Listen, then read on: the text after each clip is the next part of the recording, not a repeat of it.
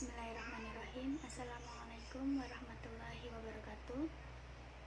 Puji syukur kehadirat Allah Subhanahu wa Ta'ala atas rahmat dan hidayahnya kita dapat melangsungkan presentasi kelompok kami.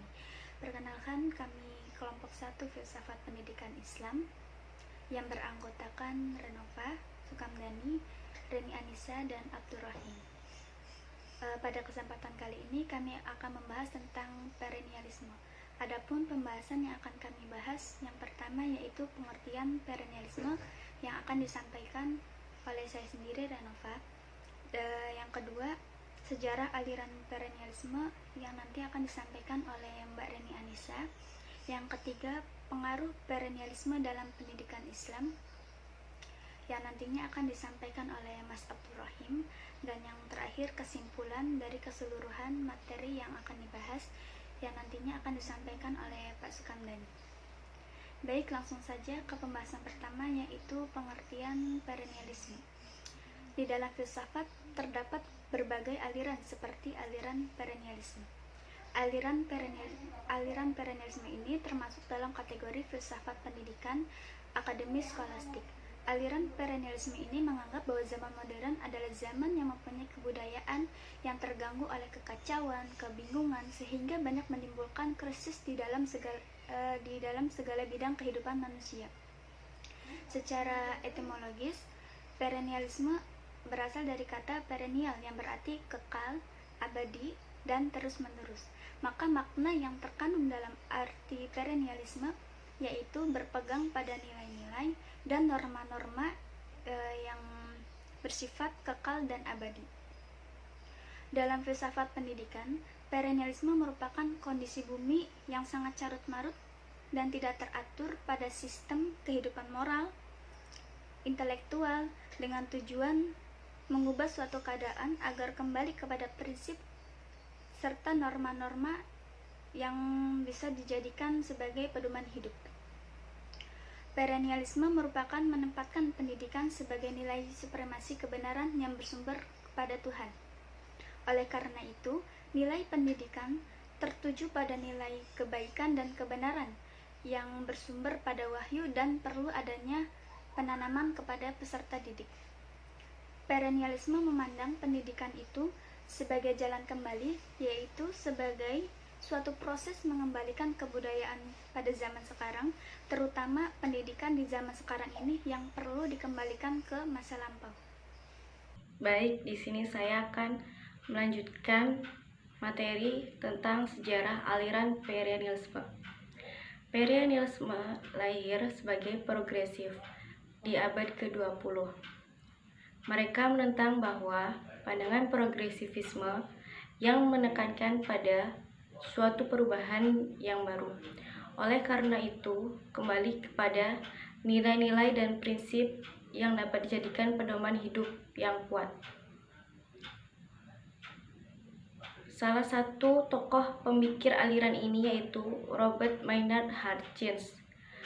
Perennialisme juga disebut kebijakan yang universal, yang menjadi alasan yang terus berangsur sampai runtuhnya pada abad ke-16.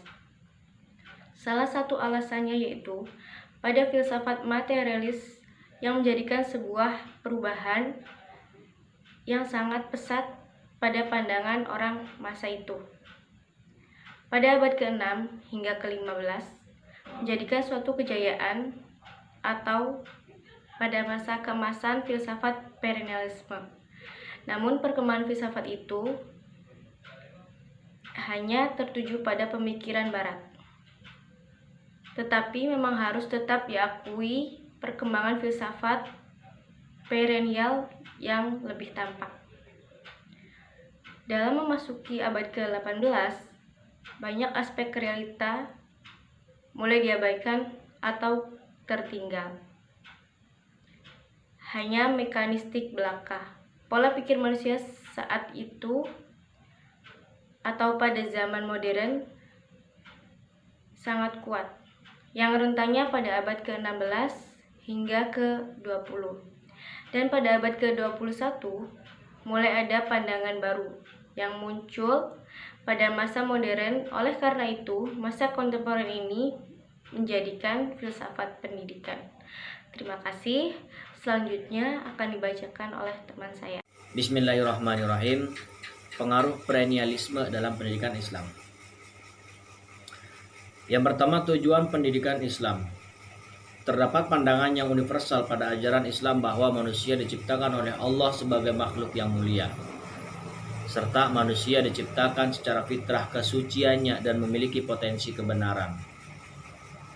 Tujuan dalam pendidikan yaitu untuk membantu peserta didik meyakini, memahami, serta menyikapi kebenaran yang hakiki yang menjadi tujuan dalam pendidikan.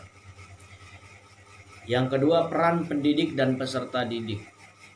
Dalam perennialisme memandang bahwa peserta didik sebagai makhluk rasional, sehingga pendidik mempunyai posisi yang paling utama dalam kegiatan pembelajaran serta membimbing peserta didik. Peran pendidik yaitu mempertahankan fitrah peserta didik terhadap kebenaran serta mengarahkan yang tepat dalam hal positif yang nantinya dikembangkan lebih maju pengetahuannya. Yang ketiga, kurikulum pendidikan yang terbagi menjadi 4 tingkatan. Yang pertama pendidikan dasar, yang kedua pendidikan menengah, yang ketiga pendidikan tinggi, yang keempat pendidikan dewasa, pendidikan orang dewasa. Yang keempat, metode pembelajaran pendidikan pada masa Nabi Muhammad SAW sebagai paling ideal. Metode yang sesuai dengan perennialisme yang pernah digunakan adalah metode diskusi, metode problem solving, metode ceramah, metode tanya jawab, metode dialog dan pemberian motivasi dan lain-lain. Di sini saya akan menyampaikan materi lanjutan yang sudah disampaikan oleh teman-teman sebelumnya tentang filsafat perennialisme. Saya akan menyampaikan kesimpulan dari materi yang sudah disampaikan, yaitu tentang filsafat perennialisme. Filsafat perennialisme dalam pendidikan adalah memiliki pedoman yang bersifat kekal atau abadi. Perennialisme lahir sebagai progresif pada abad ke-20. Mereka menentang bahwa pandangan progresivisme yang menekankan pada suatu perubahan yang baru. Tujuan pendidikan adalah untuk membantu peserta didik dalam mencapai kebenaran yang lebih tepat. Peran pendidik dalam perennialisme adalah mempertahankan fitrah atau potensi setiap peserta didik dalam proses pembelajaran. Adapun pentingnya kurikulum dalam pendidikan mulai dari tingkat dasar sampai tingkat orang dewasa sangatlah penting sekali.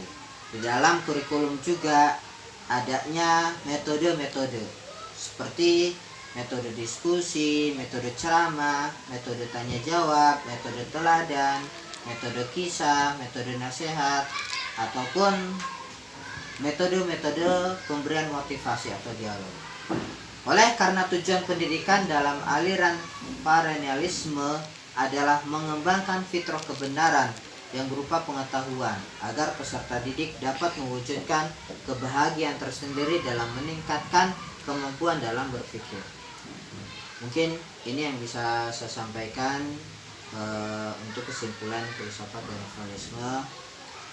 Dan ini mungkin materi yang kami utarakan dari kelompok 1. Kurang dan lebihnya mohon maaf bila ada kesalahan datangnya dari kami.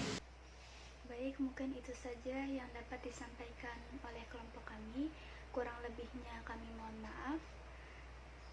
Wallahu muwaffiq ila aqwamit thoriq. Wassalamualaikum warahmatullahi wabarakatuh.